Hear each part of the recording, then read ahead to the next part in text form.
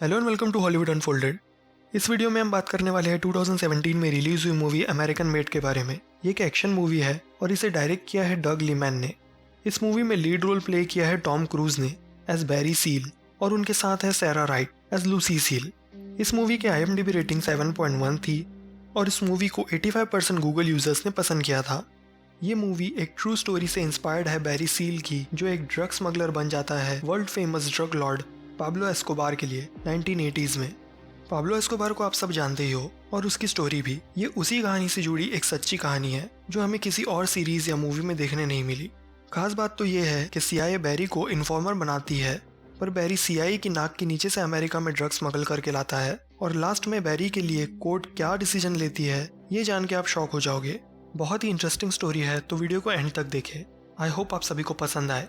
तो स्टार्ट करते हैं मूवी की एक्सप्लेनेशन। मूवी स्टार्ट होती है 1978 अमेरिका लुइजियाना में। बैरी सील एक कमर्शियल पायलट है TWA नाम एक कंपनी का, जो कुछ एक्स्ट्रा पैसे कमाने के लिए क्यूबा से अमेरिका शिकार स्मगल करके लाता है। CIA से मॉन्टी शेफर नाम का एजेंट बैरी को ऐसा करते पकड़ लेता है और बैरी के एक्सेलेंट फ्लाइंग स्किल्स की वजह से उसे एक ऑफर देता है CIA के लिए काम करने का।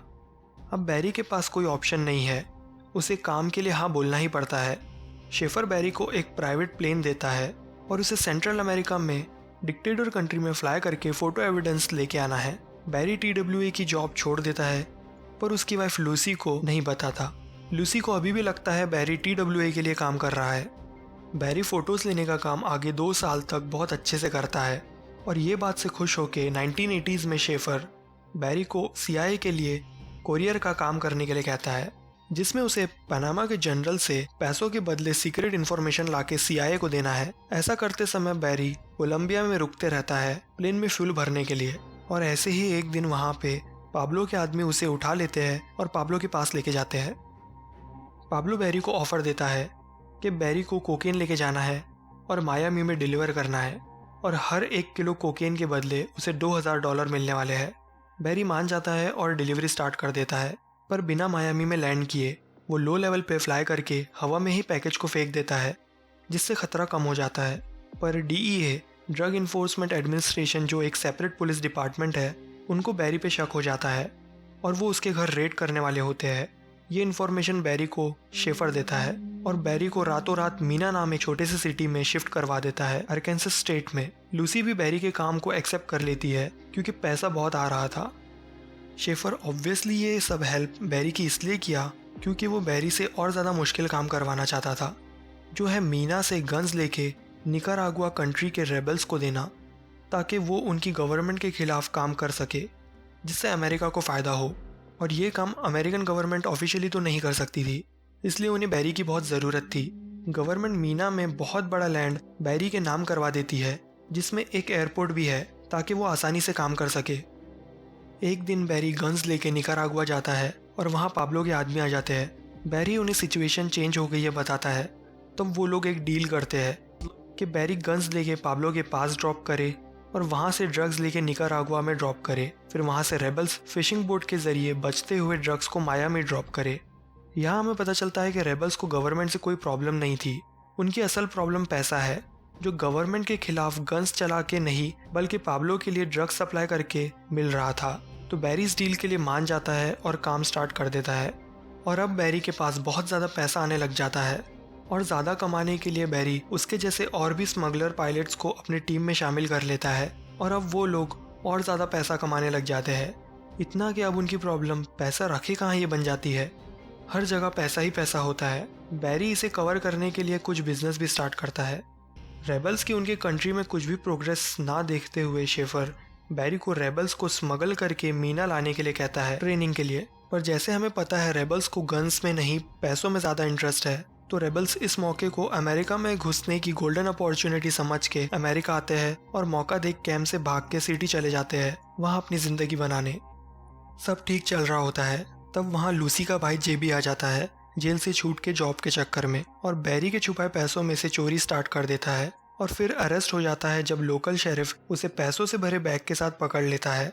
जेबी के बेल पे बाहर आने के बाद बैरी उसे पैसे और बोरा बुरा की टिकट देके वहाँ से भागने के लिए कहता है। तब बैरी को पाब्लो के आदमी का कॉल आता है और वो कहता है जेबी की सिचुएशन को हम संभाल लेंगे, तब बैरी को समझ नहीं आता कि वो क्या करने वाले हैं। जेबी को तब भी नहीं समझ आता और जेबी बैरी से हर हफ्ते पैसे देने को कहता है और लूसी की इंसल्ट कर देता है। तब बैरी उसे मारने के लिए दौड़ता है और तब जेबी की कार में ब्लास्ट हो जाता है और जेबी मर जाता है। बैरी उसकी कार को जंगल में छुपा देता है और घर चला जाता है। अब बैरी को समझ आ जाता है कि पाब्लो की सिचुएशन को हैंडल करने का मतलब क्या है। आगे हम देखते हैं हमेशा की तरह बैरी प्लेन से आ रहा होता है और डीईए का प्लेन आ जाता है और उसे लैंड करने के लिए कहता है। तब बैरी उनसे बचने के लिए सिटी के हाईवे पे प्लेन लैंड करवा देता है और ये न्यूज़पेपर में आ जाती है और सीआईए को सब कुछ पता चल जाता है और वो लोग बैरी और पूरे ऑपरेशन से जुड़ी सारी फाइल्स जला देते हैं और ऑपरेशन बंद कर देते हैं और बैरी को अकेला छोड़ देते हैं ताकि उनकी पोल दुनिया के सामने ना खुले। बैरी कैश, गन्स और ड्रग्स सब कुछ अपनी प्रॉपर्टी से हटा रहा होता है कि तभी वहाँ FBI, डीईए, लोकल पुलिस और एटीएफ चारों एक ही टाइम पे रेड कर देते हैं और बैरी को पकड़ के स्टेट जनरल के पास लेके जाते हैं। पर तभी जनरल को गवर्नर का कॉल आता है और फिर वो लोग बैरी को छोड़ देते हैं। तब बैरी उसे लेने आए गवर्नर के लोगों से पूछता है शेफर का। तब पता चलता है शेफर नाम का कोई शख्स है ही नहीं, तो सीआईए का एजेंट फेक नेम से बैरी के साथ काम कर रहा था। अब आपके मन में एक क्वेश्चन आ रहा हो कि इतना सब कुछ करने के बाद भी बैरी बचा कैसे।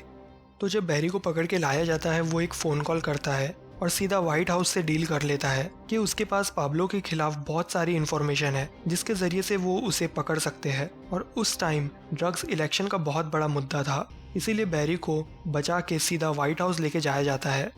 वहाँ वो टॉप डीईए, आर्मी और FBI ऑफिशियल्स से मिलता है और वो लोग बैरी को एक फाइनल काम करने के लिए कहते हैं और वो काम है वापस पाब्लो के पास जाना जैसे वो हमेशा जाता है और ड्रग्स के साथ प्लेन में छुपाए हिडन कैमराज से उसकी फ़ोटोज़ लेना।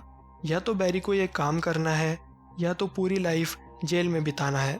तो ऑब्वियसली बैरी हाँ कर देता है और फ़ोटोज़ लेने वापस पाब्लो के पास जाता है और ड्रग्स लेते हुए पाब्लो की फ़ोटोज़ लेता है। साथ ही साथ उसकी भी पिक्चर्स पाब्लो के साथ आ जाती है। बैरी को लगता है ये इमेजेस सीक्रेट रहने वाली है, पर प्रेसिडेंट ये फोटोज लाइव टीवी पे इंटरनेशनल मीडिया के सामने रिलीज कर देता है और बैरी की हालत खराब हो जाती है। वो समझ जाता है कि अब वो नहीं बचने वाला।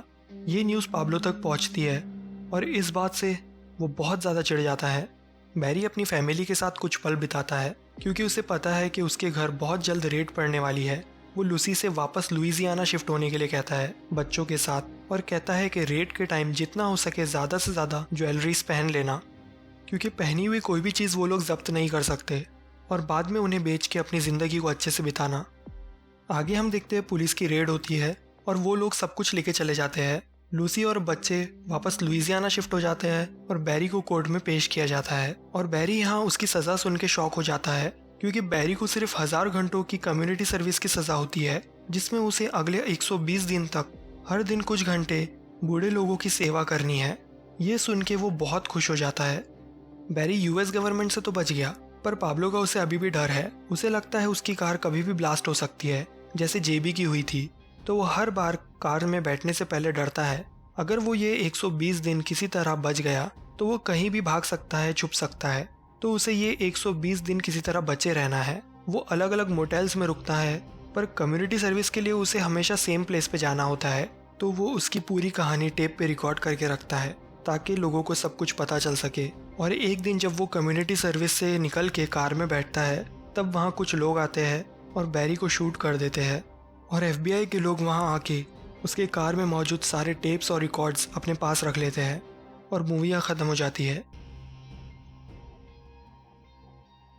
ये मूवी रियल स्टोरी पे बेस्ड है, पर पूरी तरह सच है इसकी कोई गारंटी नहीं।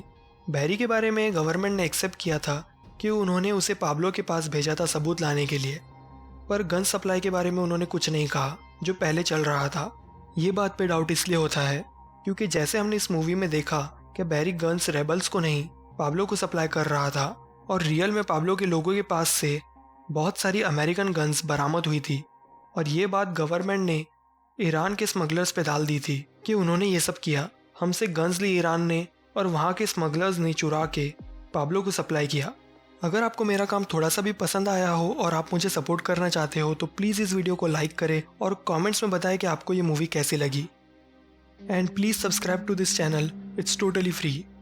Thank you so much for watching, take care.